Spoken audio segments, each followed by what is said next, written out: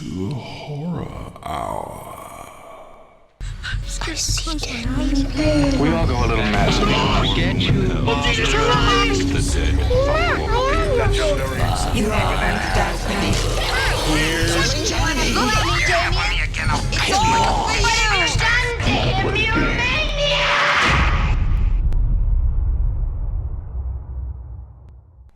All right, hello, and welcome to the Horror Hour. It's the place we discuss, we debate, we disagree on all things horror. I'm one of the co-hosts here, Yutaka. Hello. And today I'm really excited because if you haven't noticed, either on Instagram or Twitter or just me talking about it, I have been screaming the praises about Sinphony. And today I'm really excited because we have writer-director of Maternally Damned, Nichole Carlson. Hi. And then we have two of the stars. We have Antonia Miran. Hello. And Katie Austin. Hello, hello. So how are you all today? Doing great. Thank you. Really happy to be here. Jazzed. Yeah. Stoked.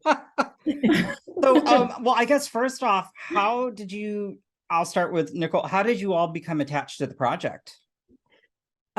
My entry into the whole anthology is a little different than many of the other writer-directors. I came in also through Clubhouse, but a little bit of a roundabout way, in that I heard in a separate room altogether from the horror room that was the genesis of the anthology.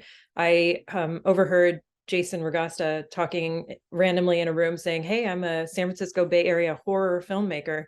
And this was my first foray into having like special effects and blood and all that on set. And at my friend's house, I'm like, I need to talk to this man and figure out exactly how to like properly handle that so that everything is safe and controlled and not going to damage anything. And also just to pick his brain. And this whole project for me was this effort to start getting connected to people in the Bay Area filmmaking world. I've been doing films on a smaller scale and just really wanted to push in and say, hey, I'm here and I'm excited to work. And so I was able to pick his brain for about an hour on Zoom. He was really, really generous. And I said, hey, if to pay you back, if you ever need a PA or anything, and anything coming up, I would be really, really happy to come and also just to see how you guys run a set. And he had his anthology shoot coming up. So it was this stroke of luck where I ended up in the right place, the right time.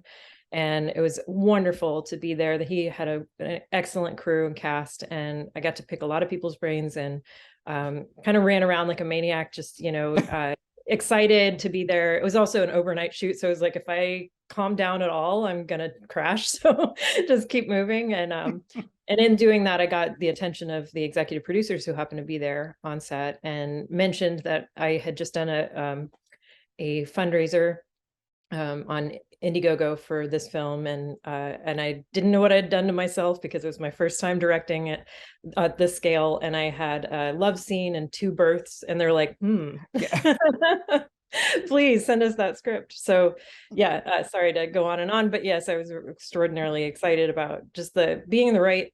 Just hearing Jason on Clubhouse just opened up so much for me, and I could never imagine this going as far as it has, and just feeling extraordinarily lucky and also just really blessed to be a part of it all and have found that group, which is just such a loving, supportive family, and for such a difficult industry to get into, they've been just so wonderful about like, hey, your family now, come give us that script, give us new ideas that you have. We want to bring you back and work on other things. And so it's been really wonderful. But anyway, I'll pipe down, Nichole, let these ladies say how they've been involved and how you got into the project. Katie is pointing at me, but Yeah. Katie was actually involved first. And I Okay. think it's relevant to how I got involved because I believe Katie recommended me. Yes. I think so. So okay. I don't remember. It's like, timelines are weird, but I met Nichole through this like fundraising course that we were both doing to learn how to fundraise for our own film. Wait, Katie first. Well, yeah. I will jump in, and then she can come back when she's back. Yeah. So Katie and Nichole first got connected through that fundraising course. Katie and I were friends from acting school. And at that point in my career, I was pretty fresh, new, you know, hungry for work, had done short films, a music video, a lot of theater. And yeah, always, and still to this day, like what excites me is the people you meet, you know, the connections you make, the friends that you make, the people that you meet who you want to work with again and again. And so when I met Nichole, we had a Zoom audition, and it was just that feeling of like dropping in, making a friend immediately, also making a fan. Like Nichole was so excited about my work, but I think before I even was or like knew to be.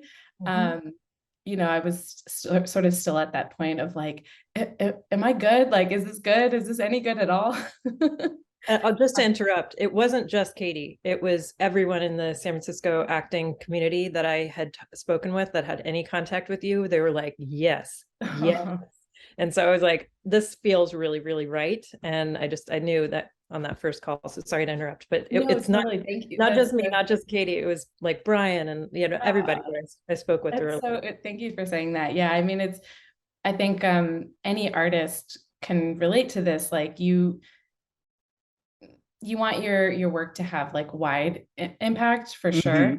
But also when you just meet one person who's a fan, who believes in your work, who wants to like hire you, support you, book you, whatever it is, it just means the world. And so, yeah, and I mean, I had an incredible experience on this set. The shoot, I know we'll probably get into that. The shoot itself was amazing. Working with Nichole was like, so amazing.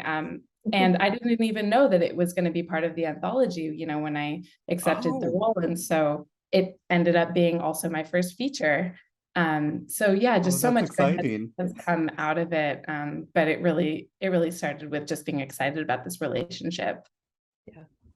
Yeah. That's incredible. I mean, getting just anywhere in the industry is difficult. So getting attached, I mean, again, I've seen this film probably all of it way too many times, saw it on the screen at Brooklyn, and I mean, it really connects with the audience, but also I really enjoy just how we get to see, you know, all these different voices in the genre, because none are the same.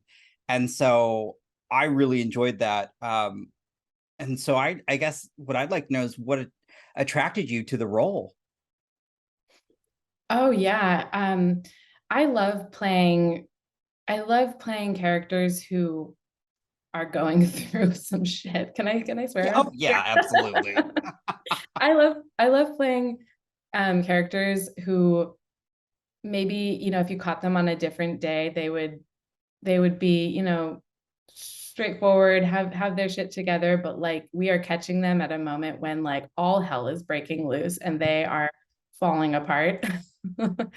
And then we really get to see like how they handle. And so I loved Amara's vulnerability and fragility, but also this like wild ferocity that comes through. That's something I relate to, you know, like in a moment of vulnerability and rawness, just how that feral strength can actually come through. And so yeah, it was so exciting. Plus, I love like physicality. I come from theater, so I'm a very physical actor. I love all the costumes and the special effects, like all of that feels so theatrical for me. So I was not only really excited about the character and the story, but also just what we were going to get to do on set. And also, she brought a background of having experience as, is it a doula? Is that? Yeah. Oh. Yeah, I should mention also very, very fascinated and passionate about the birth world. So having an ingrained empathy and love and tenderness for people who go through pregnancy and birth was also foundational. So when I heard that, I was like, wait a minute, I need this woman's expertise, because it's not just acting. It's not just that she's also a screenwriter and a, you know, this massive talent. It's that, you know, you also had this real world practical understanding of the birth support part of it, which was, I've had my own births and I've been present for other births, but like to just have that understanding and awareness, it just really made me feel very confident going in that we were going to hit it out of the park. So yeah, that was another just little moment where I was like, oh, this feels really right. Yeah, like it was just coming together. That's amazing. And I guess, Nichole, where did this story kind of, I guess, what was the inspiration for this story?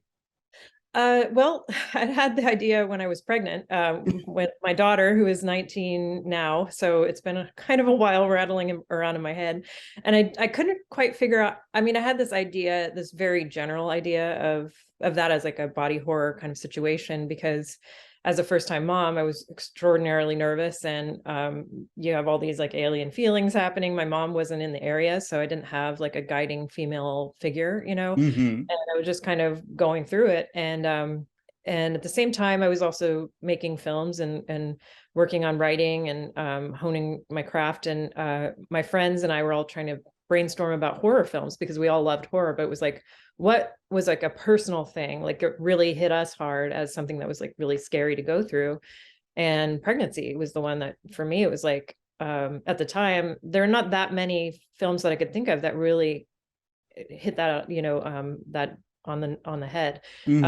Rosemary's Baby was extremely influential for me. And I've found since then, there's like a ton of female stories coming out about motherhood. And in fact, Antonia was part of a pilot called Cray, which was phenomenal too. I was able to watch that recently. Again, also touching on pregnancy and female issues. Oh, wow. And it was funny because it's also a Bay Area production. So people were asking me as I was pulling things together and like talking to people about, coming and joining, they were like, have you talked to Sonia? Because she was there. Sonia, I'm sorry, her last name is Sakar.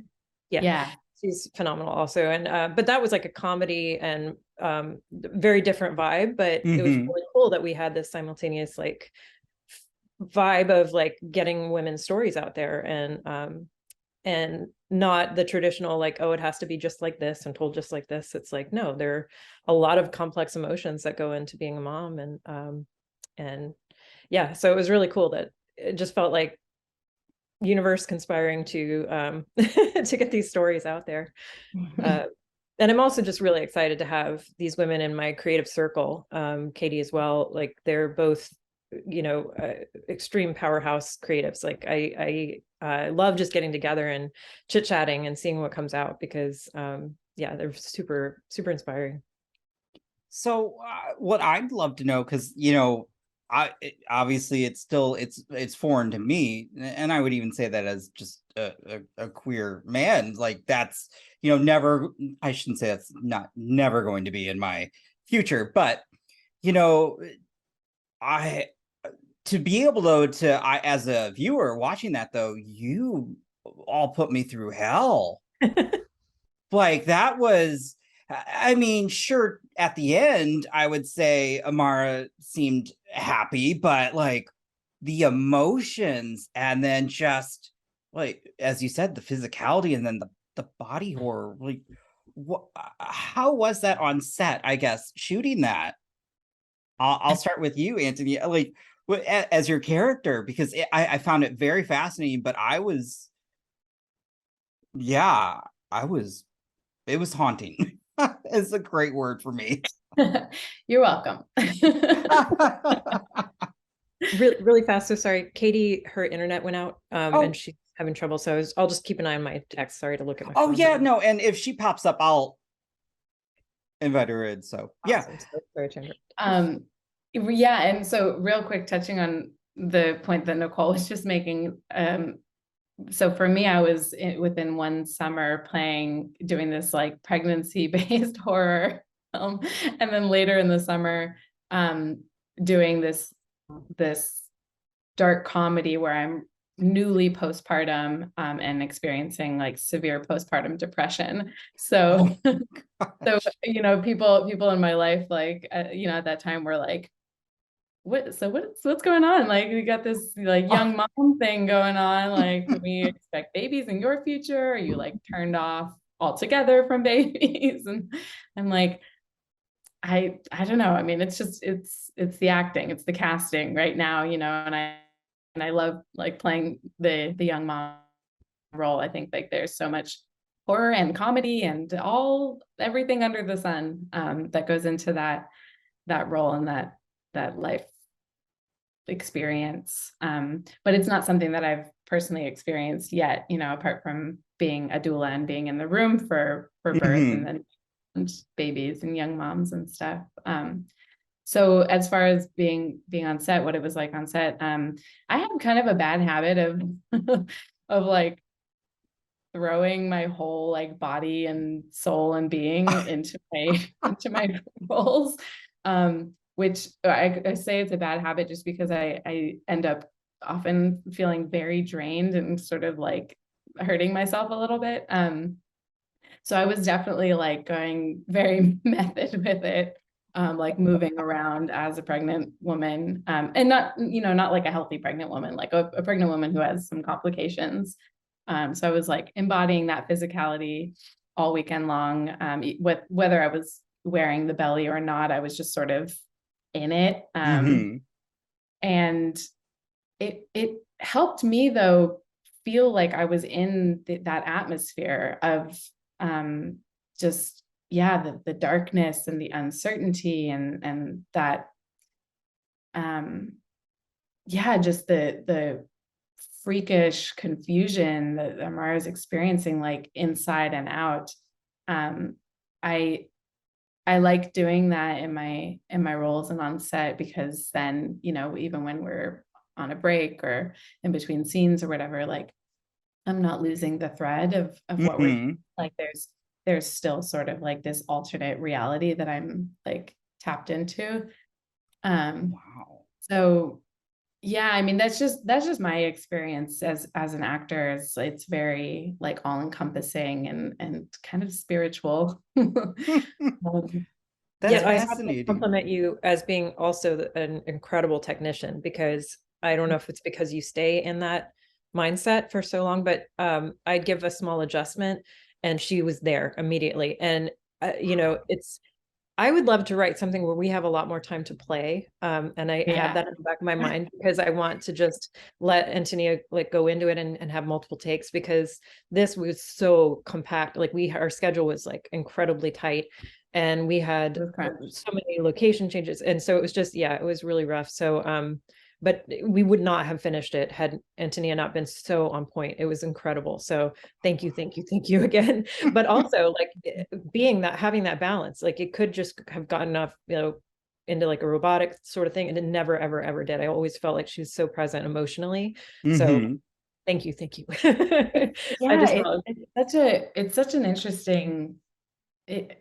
it's such an interesting state to be in. Like, you know, birth and the birthing room is such an altered state, and being on set is also such an altered state. It's like, at least for the actor, like you have to keep that reality, the play reality alive and awake, and like sort of, you know, half of your mind is always there, but you also have to have that other ear open to the director's notes, or like the cinematographer, you know, where you need to stand, or like, okay, the sound guy's coming up and he's putting the mic in, and it's like all of this is happening at once.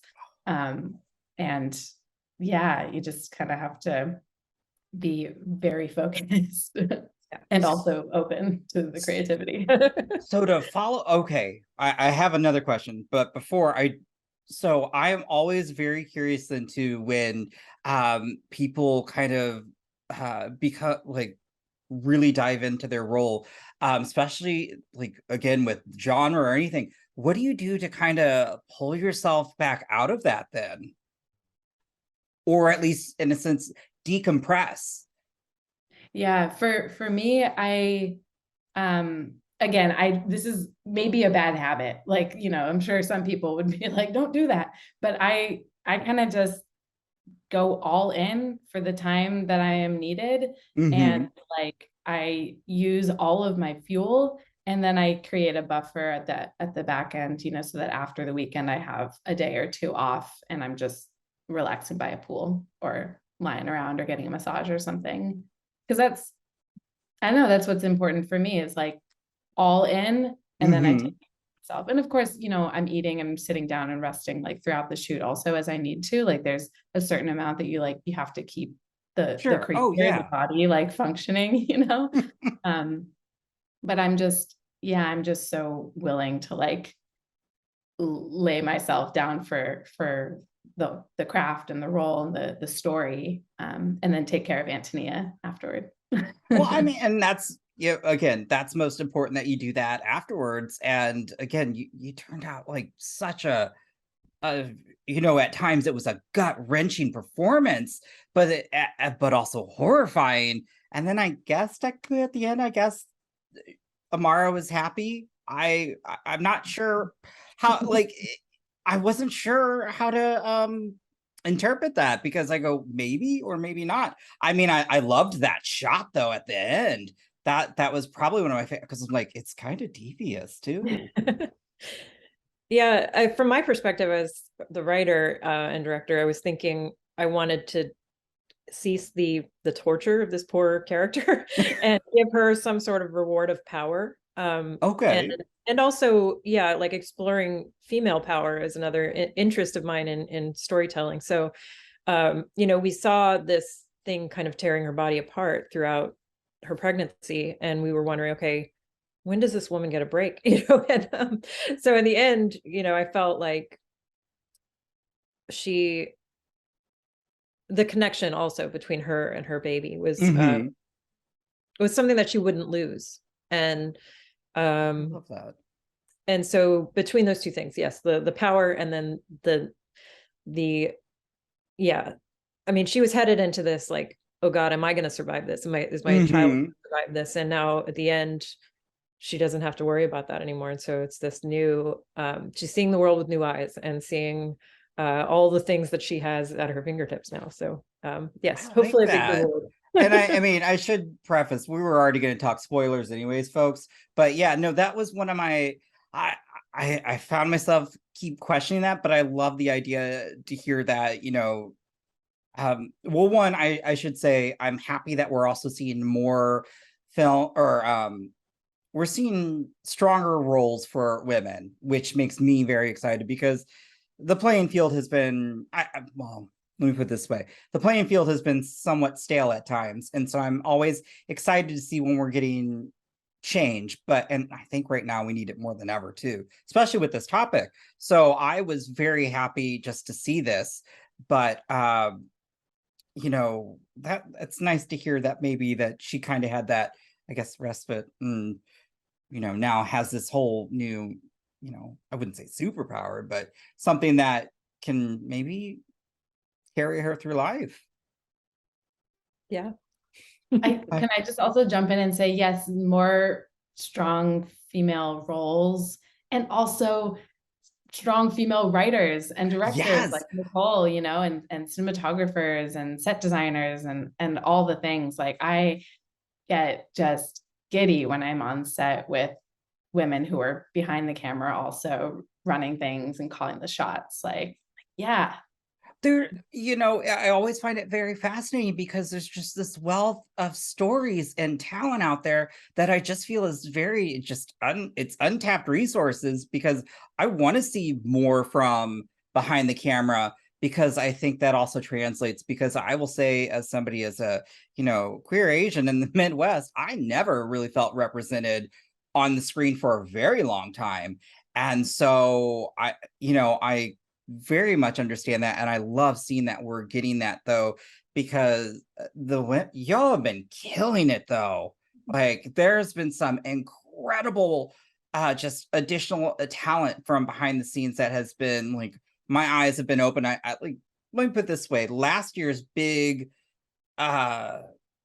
sensation was Hail Ratma from Chloe Okuno, Storm Drain, and I love that. I'm like, and then she made also Watcher, and I'm like, that's amazing. Like we need that. And so I guess where I'm really heading is, is there a possibility that this could be spun into a feature? Certainly, yeah. I think that's the idea behind the whole anthology, was that, you know, can these stories be expanded? And my little like geek out is that maybe Amara goes and chases down Sinphony and they have this battle royale kind of thing. Because I feel like she's now equally powerful, or, you know, coming up into her power. So that would be really fun. But, you know, I not would just love to see that. Yeah. I also have been threatening to come over and have writing circles with Antonia and Katie, because I think they're just so incredibly talented and full of really wonderful ideas themselves. So I think, you know, we'll definitely be having more, if not this story, then definitely other things come out of our group, I think. And then, yeah, and I also have a feature I'm working on with another writer that we're shopping around called The Clearinghouse. And I'm looking at producing another feature out of Atlanta, that was another person who took the fundraising course, and she has a feature that she's working on now as a producer. And yeah, so it's great how, like, once we get started, all women, we're all looking I love into hearing this collaboration. Yes. Yeah. And I just feel like I just lucked out with these women that I got connected with, and men too. But I feel like, you know, I will definitely keep these connections strong because I'm just so inspired by everyone. Yeah, that's like what I was saying at the top. Like, it's great to be, you know, on your own solo career path and climbing up the ladder and you know, pursuing all different kinds of connections across the board. Like, that's great. I have a lot of friends who are going about their careers that way. I'm so much more excited about like the specific relationships that I'm making, you know, a director here, a writer there, a cinematographer there, you know, like let's bring these people together, let's make things, create things, and see what happens creatively when you like work together over a period of time and you grow together as creatives. You know, I can only imagine, like we shot Maternally Damned 2 years ago now, right? 2.5 years ago. And so if we were to jump into working on a feature, you know, that would probably be in another year or two. And like, oh my gosh, where would we be then as writer, director, actor, you know, all the things. Yeah. And we all get to bring all that experience from in between and like keep learning from each other. It's really exciting. That, I mean, as a fan or as an audience member, that kind of actually is giving me chills, because I just love the idea of just, again, new stories and just growing talent. You know, one of the things that I really loved about Sinphony was that it introduced me to new talent that I didn't know was out there, and it has me searching out the more works by them.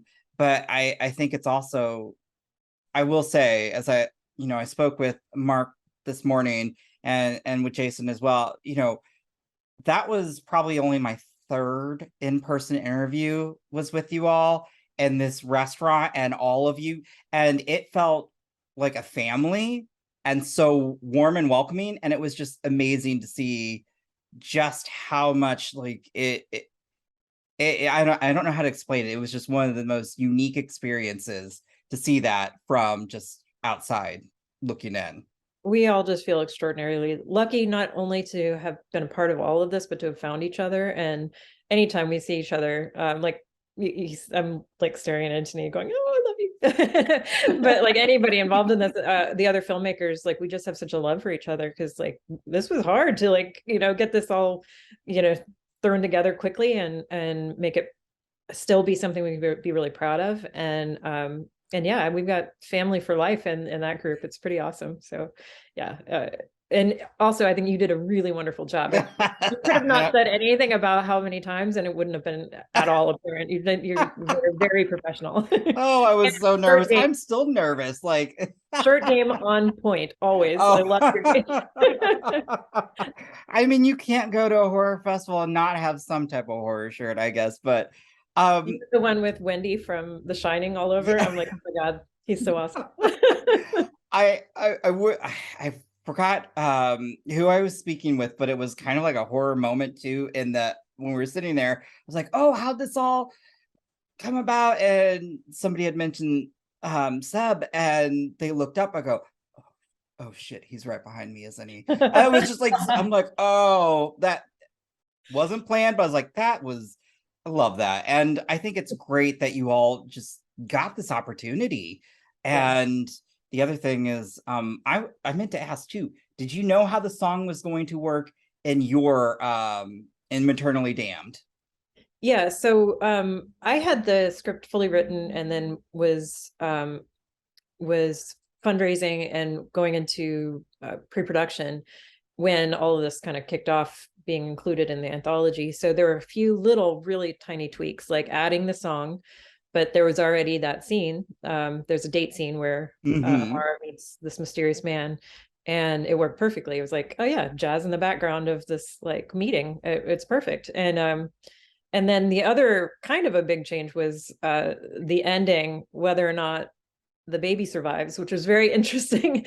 And even to like, thinking forward, it's affects less in this short, but like, yeah, the future of that character, it kind of twists things a bit and makes you go, I wonder, like, how does this play out? Like, does she keep, anyway, I don't want to. No, that's good. I'm just going to manifest that we get a feature, because I really would. I left that screening and I was like, I just want to see more of these stories, because they were, again, I love horror. So I'm like, oh my gosh, there's just so much that I got to experience. I guess then what I will finish up with then from both of you is, just in the last year, what has excited you the most about the genre? And this could be a film, talent in front of or behind the camera, or a theme. I'm just curious. For me, the social messages that are really coming through strongly, like Jordan Peele, everything that he's doing, and people that are looking to him going, oh, we can actually have important messages, important stories come through, and people will take it seriously as a horror. The horror genre has been through this, like, you'll never see a best picture, that kind of thing. But it's this incredible space where you can be really surreal. You can be, you can go into these areas that where a regular drama or something would not be able to reach, because the suspension of disbelief isn't there. So this is just really exciting to me, that you can play around with this. And I really love that idea of surrealism, like shows like Atlanta, where, you're just coasting along and then, it's like, whoa, where did I land? So yeah, just this like opening up and taking the genre seriously, and also the diversity of voices, so that the stories are really interesting and rich and meaningful. So that kind of thing, just instead of just the constant slasher, which there's always space for that, the popcorn eating. Sure. Yeah, no, I love horror for the fact that you can really, well, one, I do think horror is under it's often just underappreciated, but I think with the genre, you can always tell these important stories or topics, and I think it's easier for some folks to digest, because they can just kind of get lost in that fantastical realm. But that's just me. But horror is my coping mechanism, just because I truly think some of the best stories are within that genre. But biased. Yeah, and I guess what I'll say is not dissimilar. I too love horror, and I think that horror has always been great. If you look back to like the earliest horror, it's always been fucking artistic as hell, and creative and innovative. Oh my gosh, the horror genre is like, has always been cutting edge. But what's exciting now is that, more and more we see these like larger budget art house kind of films, by big directors and big actors, and taking on like big themes, big questions. So this is a little bit like horror adjacent, but I loved, as I'm sure you guys might have too, Everything Everywhere All at Once, right? I'll circle back. Yes, right now, yes. Please do. So yeah, I mean, everyone and their mother, literally, including my mother, like everyone I know who has seen this film has been like, have you seen this film? You must watch it. And I was really probably most excited about the horror elements in that film, and how it's not a traditional horror movie, but the horror genre is intricately woven into it. And because the genre and like the elements of that genre just are so conducive to like exploring like what the fuck questions about life, like how absurd, how surreal, how unpredictable and random life is. Like that's kind of innately like horrifying to think about. So yeah, I'm excited about how horror is like spilling into everything.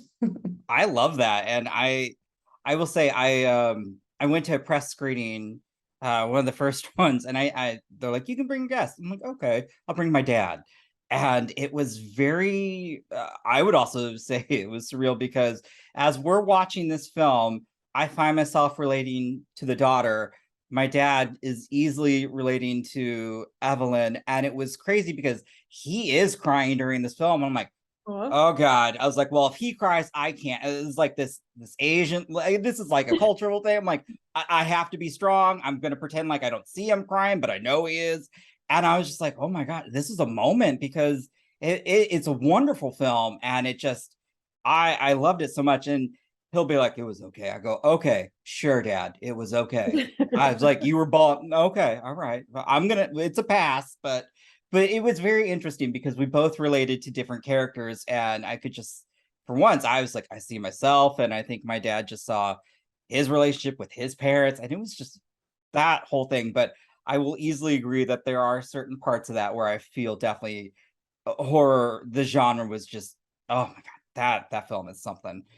So that's just my little story. As soon as you mentioned that, I was like, that's the first thing I thought of was like, it's like anytime I see my folks, I'm like, it's the one thing we don't talk about that time you cried at the film, right? Oh, okay, sure.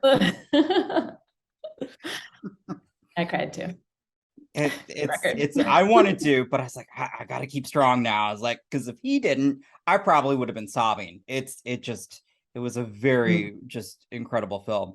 But I just want to say, I know we lost Katie, but I just want to say thank you to both of you. This was truly amazing. I'm so happy that I'm seeing people receive this positively. I'm just happy that again, this has been a strong year for women in horror, to be honest. And so I'm very just happy to see where you both go from here. And I am going to keep manifesting a feature because I just want to see more of this. And I like the idea of, I want to see I want to see a knockdown drag out fight. That's just me. But with that, I just, again, thank you so much. And to our listeners and our watchers, just till next time. Thank you so much. This was really fun. Yeah, thanks so much. You have been listening to the Horror Hour. See you next time.